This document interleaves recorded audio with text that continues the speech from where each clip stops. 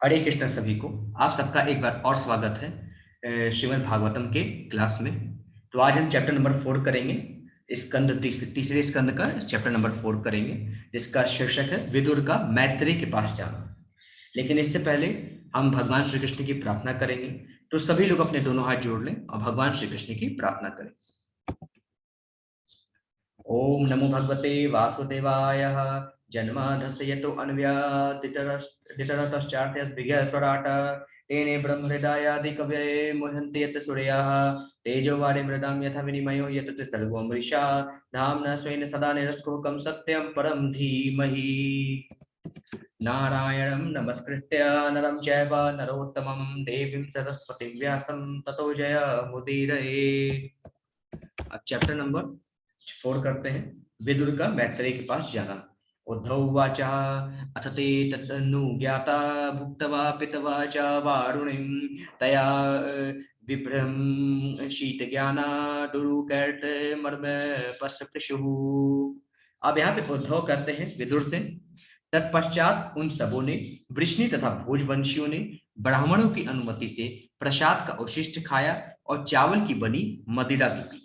पीने से वे सभी संज्ञा शून्य हो गए और ज्ञान से रहित होकर एक दूसरे को वे मर्म भेदी कर्कश वचन कहने लगे। फिर आगे उद्धव कहते हैं, तेषां मैरेय दोषेण विषमीकृत चेतसां निम्लोची लोचति रवावा सेद्वेनु नामिव मर्दनम। फिर उद्धव कहते हैं, हे अर्जुन, जिस तरह बांसों के आपसी घर्षण से विनाश होता है, उसी तरह सूर्यास्त के समय नशे के दोषों की अंतःक्रिया से उनके मन असंतुलित हो गए और उनका विनाश हो गया।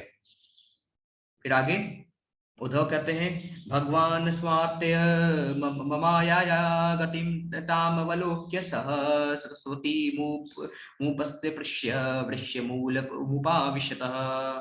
फिर उद्धव कहते हैं, हे अर्जुन, भगवान श्री कृष्ण अपनी अंतरंगा शक्ति से अपने परिवार का भावी अंत देखकर सरस्वती नदी के तट पर गए, जल का आचमन किया और एक वृक्ष के नीचे बैठ गए। फिर आगे उद्धव कहते हैं, अहम चोक्तो भगवता प्रपन्न प्रपन्नाति हरेण बदरीं तवं प्रयाहीति स्वकुलम संजीहिर्षुणः।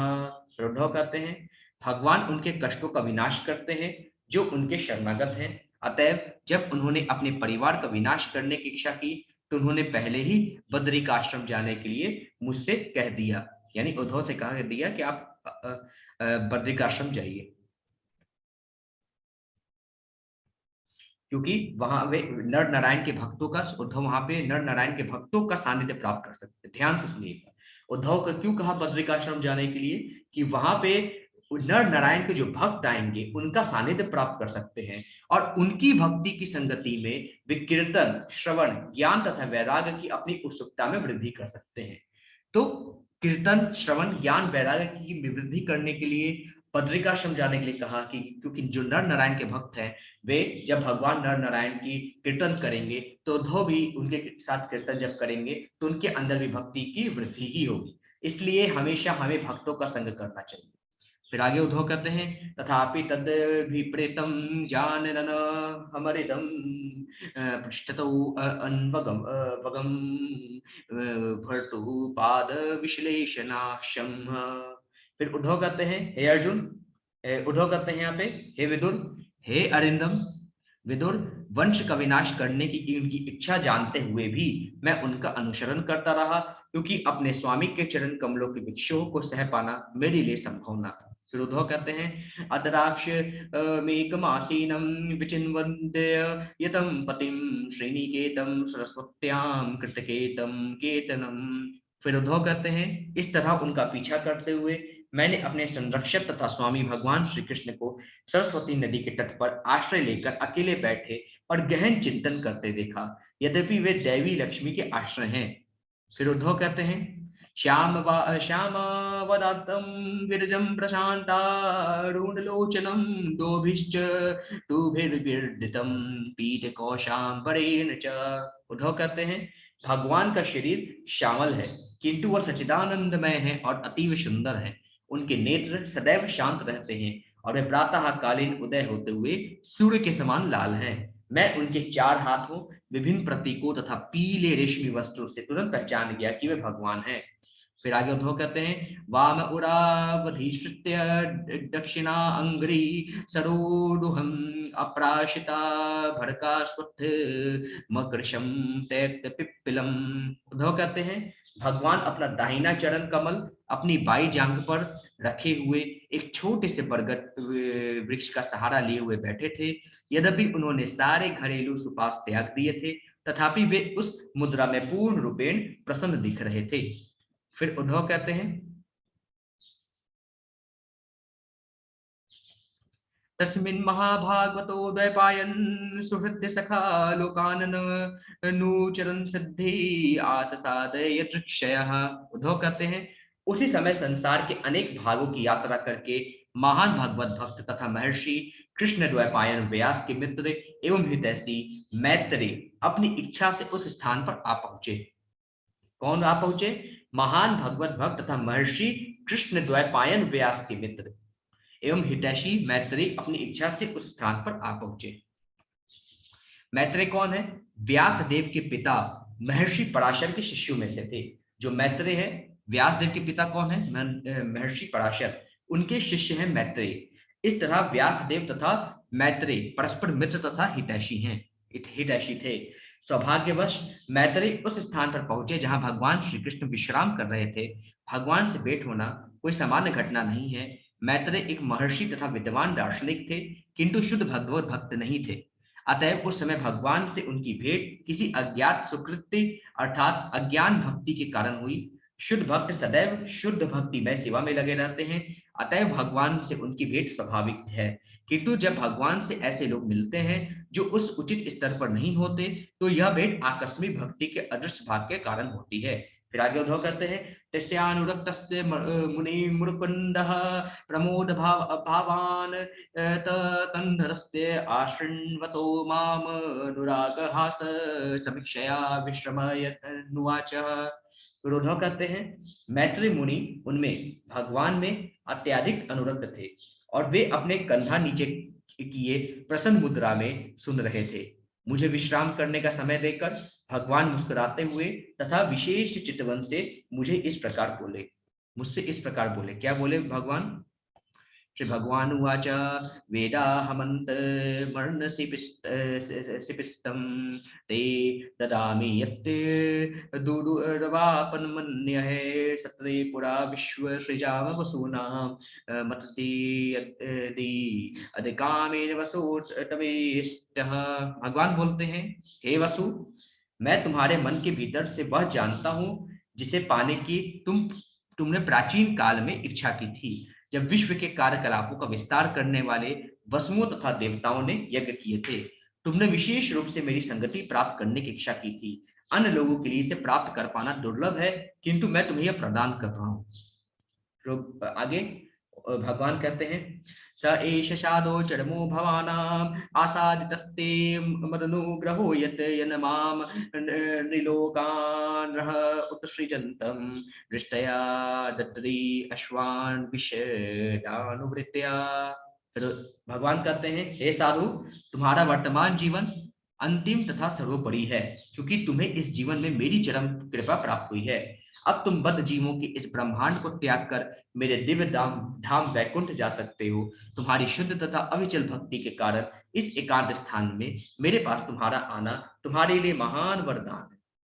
फिर आगे भगवान कहते हैं, पुरा मया प्रोक्त मजाय नाभय पद्मे निष्णनाय ममादिशर्गे ज्ञानम परम मन्महि भाव भासम मनमहि माव भासम यत सूर्यो भागवतम वदंती। फिर भगवान कहते हैं, हे उद्धव, प्राचीन काल में कमल कल्प में सृष्टि के प्रारंभ से मैंने अपनी नाभि से उगे हुए कमल पर स्थित ब्रह्मा से अपनी इस दिव्य महिमाओं के विषय में बतलाया था, जिसे बड़े बड़े मुनि श्रीमद् भागवत कहते हैं। फिर आगे उद्धव कहते भगवान कहते हैं, इत्यादृतो कह परमस्य पुषम पुंसः प्रशिक्षणानुग्रह भाजनो अहम अस्नेहो अथ थरोमा स्खलिताक्षरस्तम मुच्य अक्षुच प्रांच लिराब भाषे।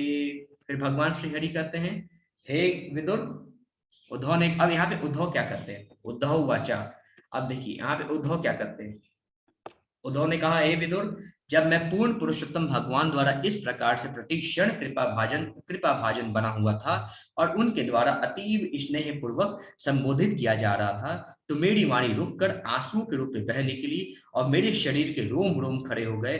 अपने आंसू पोंछकर और दोनों हाथ जोड़कर मैं इस प्रकार बोला, कोन्विषते पाद सरोज भाजा सुदुर्लभो अर्थेषु चतुर्वर्तिः तथापि नाहं प्रवृणोमि भुवन् भवत्पदाम्भोजनै सेवनोत सुखः।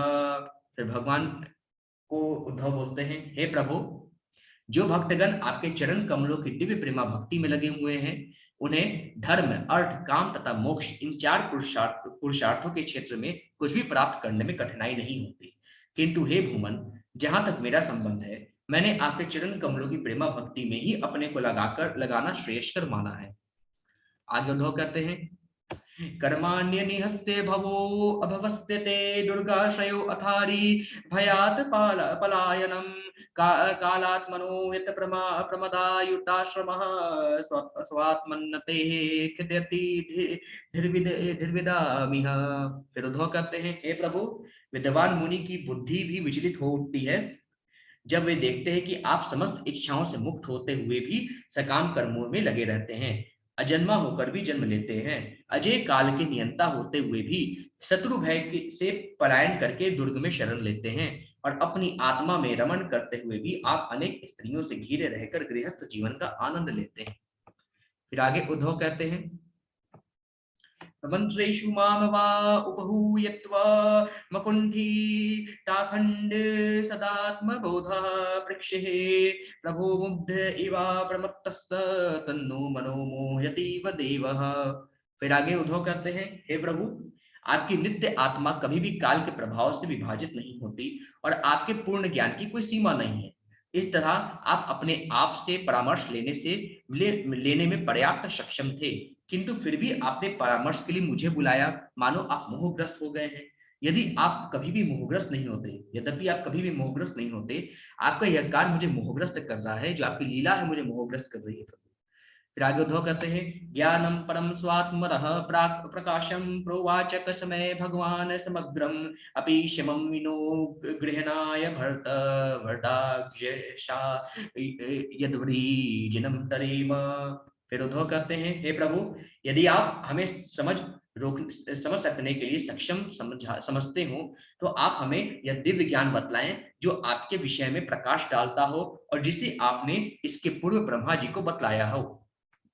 आगे उद्धव कहते हैं, इत्यावेदी तहादार्य महर्याम स भगवान परः आदि देशार पिंडाक्ष आत्मनः परमाम स्थितम। फिर यहाँ पे उद्धव कहते हैं, जब मैंने पूर्ण पुरुषोत्तम भगवान से अपनी यह हार्दिक इच्छा व्यक्त की, तो कमल नेत्र भगवान ने मुझे अपनी दिव्य स्थिति के विषय में उपदेश किया। फिर आगे उद्धव कहते हैं, स एव माराधित पाद तीर्थात् अधित तत्त्वात्म विबोध मार्गः प्रणम्य पादो परिवृत्त देव मिहागतो अहम विरहातुरात्मा। फिर उद्धव कहते हैं, मैंने अपने आध्यात्मिक गुरु भगवान से आत्मज्ञान के मार्ग का अध्ययन किया है, अतएव उनकी प्रदक्षिणा करके मैं उनके विरह शोक से पीड़ित होकर इस स्थान पर आया हूं। फिर आगे उद्धव क्या करते हैं श्लोक नंबर 21 में, वो हम कल करेंगे। आज के लिए बस इतना ही। सभी को हरे कृष्णा।